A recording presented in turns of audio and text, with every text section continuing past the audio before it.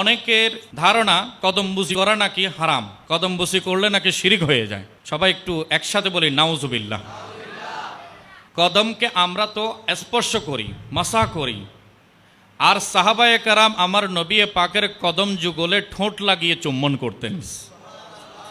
শুধু তাই নয়, বড় বড় ইমামগণ আল আদবুল মুফরদ কিতাবের মধ্যে ইমাম বুখারী রহমতুল্লাহ আলাই এবং ইমাম মুসলিমের কথা উল্লেখ হয়েছে।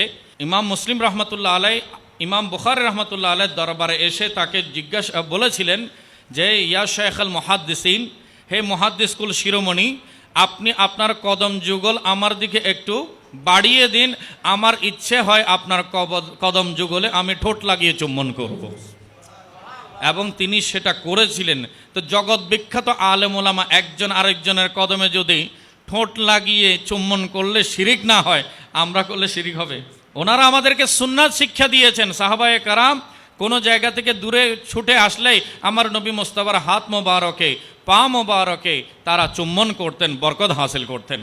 এবং হাদিসে পাকে এমন রওয়ায়াত এসেছে, কোনো সন্তান যদি মায়ের পা যুগলে, কদম যুগলে চুম্বন করে, সেই জন্য মায়ের পায়ে নয় বরঞ্চ জান্নাতের চৌকাটে চুম্বন করেছে।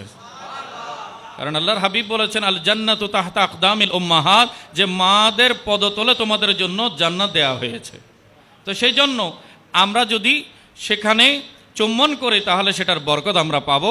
এটা শিরক নয়, এটা সম্পূর্ণ জায়েজ, করতে পারবেন, কোনো অসুবিধা নাই।